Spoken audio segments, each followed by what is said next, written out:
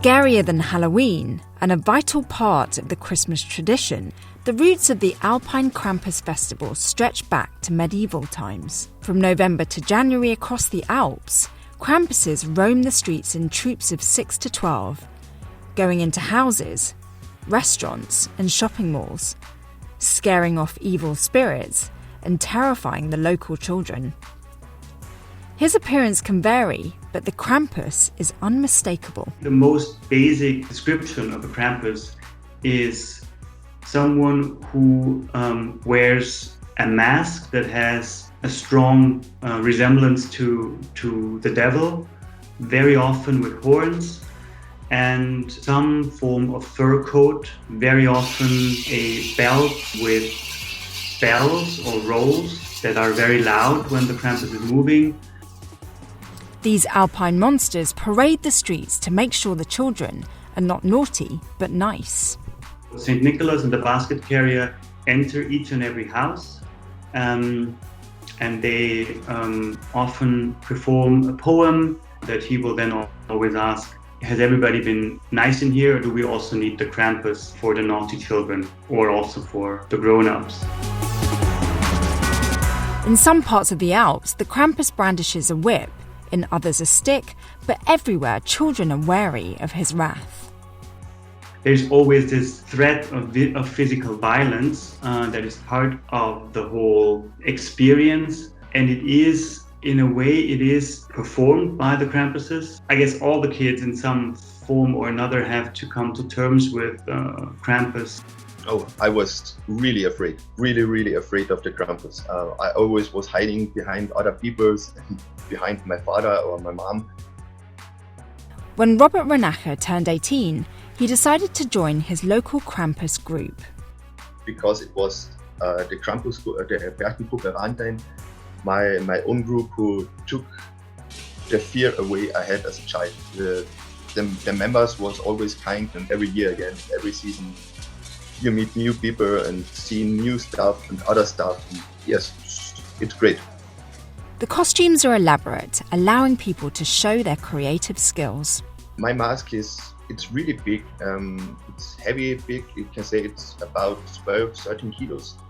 You are wearing on your head and on your neck, where it's a big teeth, a big mouth. My horns, you can say, it's just straight up from the head, like you can say a unicorn. All across the Alps, people know the Krampus festival, but it can take slightly different formats. The tradition, it changes from country to country over the Alps where you are. Every group, every city has its own style, right? From the costume to the bells or the things they are making.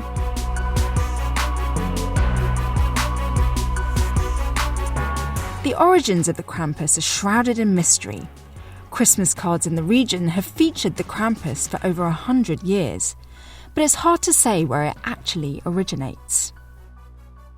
In 1580, we find the first written source in a small town in southern Bavaria, and from that point onwards, throughout the 17th century, it seems to be spreading in that wider region. Making masks is an ancient artistic practice, and many believe the Krampus tradition stretches back to pagan times. But Matthias Rest is not so sure. We believe that the Krampus actually emerged out of a counter-reformatory movement around this time. So after the first Protestant wave went through Europe, the Catholic Church was very strong in bringing in the Jesuits to convince the people to come back to the Catholic faith, and they often did this through theater performances that were often performed inside the houses of people. When you meet a man who transforms into the Krampus, the festival can seem a lot less scary. We are one of the type of the groups who try to take them the fear of the Krampus. It's to show them the Krampus, it's not a bad person or a bad scene. This tradition has also captured the imagination of young people and benefited from the arrival of the internet. There's been a very strong move from people who are interested in fantasy and live action role playing, who are becoming interested in this practice as a form of engaging with or kind of dressing up as a modern human entity. There are people we don't even know from countries or other states. They are already liking us or following us on Facebook, and they are really like it.